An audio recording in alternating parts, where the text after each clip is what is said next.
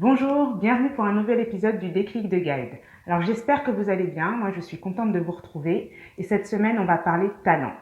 Et c'est vraiment un sujet que j'adore. Parce que si vous cherchez votre place, vous êtes peut-être en train de vous demander ce que vous avez à offrir, ou si vous êtes intéressé par quelque chose, vous vous demandez peut-être si vous êtes doué, si vous allez être doué dans ce domaine. Et du coup, la question du talent rentre en jeu. Parce que je trouve que la vision du talent empêche parfois de trouver vraiment une place, un endroit où on pourra contribuer. Si vous imaginez une personne talentueuse, qu'est-ce que vous voyez? Vous voyez une personne avec des facilités, avec un naturel, une personne brillante.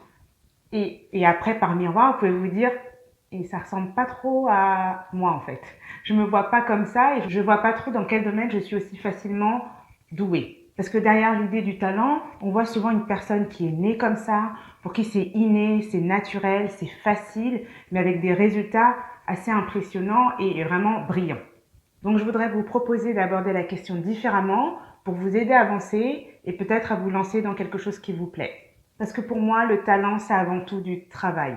C'est peut-être 20% de facilité, de choses innées et intuitives, ou de cette part un petit peu magique dont on ne sait pas vraiment d'où elle vient. Les 80% restants relèvent du travail.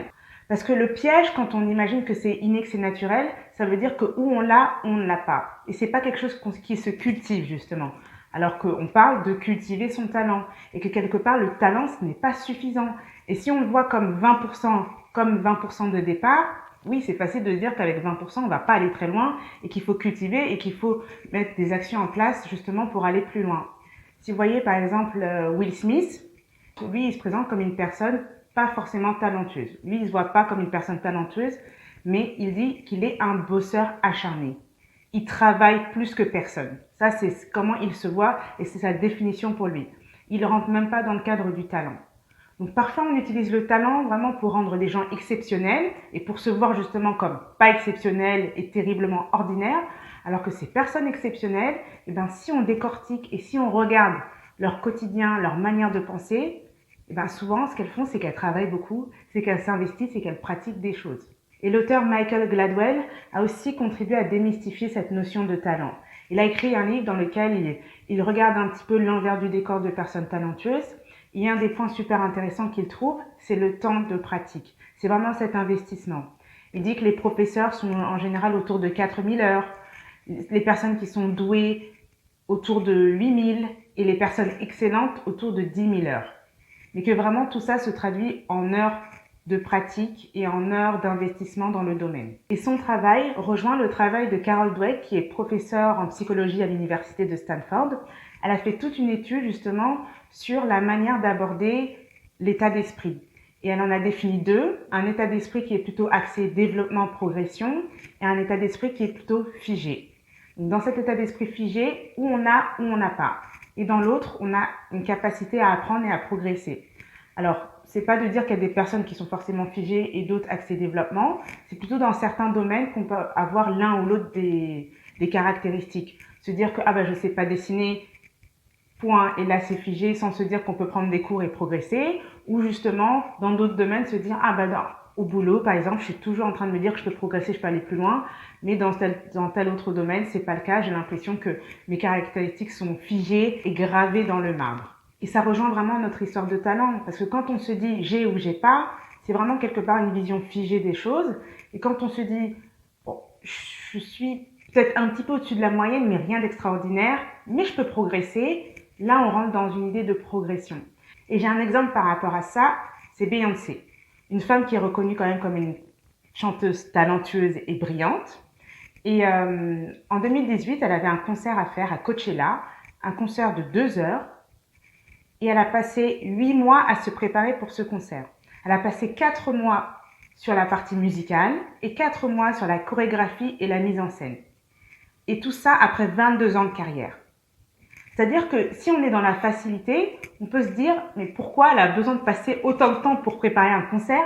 Elle fait ça depuis 22 ans, il n'y a pas de raison de passer 8 mois à préparer un concert de 2 heures. Mais justement, quand on n'est pas dans la facilité, parce que ces personnes-là, il faut comprendre qu'elles ne sont pas dans ah, je suis douée, c'est facile pour moi et du coup, j'ai jamais besoin de me préparer. Non, souvent on voit les sportifs, même des entrepreneurs, des dirigeants d'entreprises, etc. Des personnes qui ont des résultats exceptionnels, ce sont des personnes qui pratiquent et qui travaillent beaucoup finalement. Là où on aurait envie de dire, ah, bah, si tu dois beaucoup travailler, peut-être que tu n'es pas très doué. Mais non, c'est le contraire. Quand on regarde derrière les accomplissements de ces personnes, il y a beaucoup de travail et d'investissement. Donc, si vous avez l'impression que peut-être quelque chose vous plaît, mais vous n'êtes pas forcément doué, ou que vous êtes doué, mais que c'est lié à votre travail, sachez que c'est normal finalement et que ça rejoint l'expérience de ces personnes-là. Donc quand Beyoncé passe 8 mois à travailler sur un concert de 2 heures, eh ben, du coup c'est normal. Et je suis tombée sur une interview de Lewis Hamilton et voilà, c'était encore la même chose. Moi je ne suis pas spécialement la Formule 1, mais en tout cas ce qu'il disait, ça m'a vraiment parlé.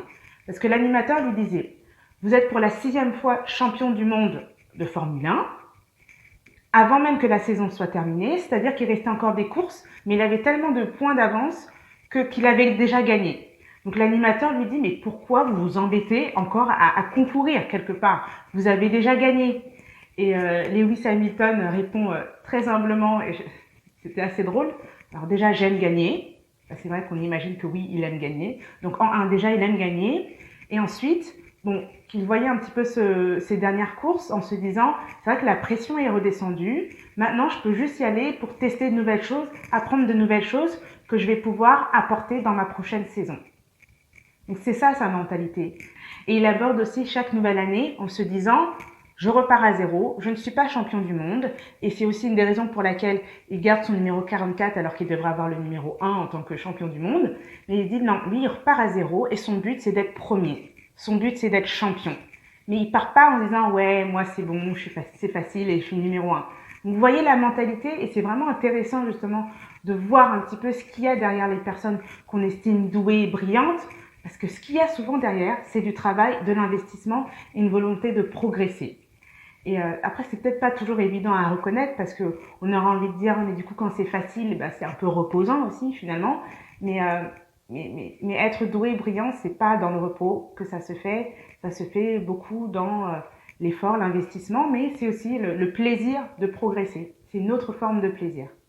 Donc voilà, j'espère que vous pourrez aborder cette question du talent différemment, en vous disant que vous n'êtes peut-être pas en train de chercher un domaine où ce sera juste facile, naturel et sans effort, mais plutôt un domaine où vous aurez vraiment plaisir à apprendre, à progresser et à vous développer. Donc ça veut dire aussi que là, si vous êtes intéressé par quelque chose qui vous plaît vraiment, mais vous ne savez pas si vous êtes doué, vous ne savez pas si vous pouvez vraiment le faire ou pas, c'est-à-dire peut-être lancez-vous et prenez plaisir à progresser et à vous développer. En tout cas, j'espère que cette vidéo pourra vous aider. N'hésitez pas à liker, à commenter et à partager. Et je vous dis à jeudi prochain.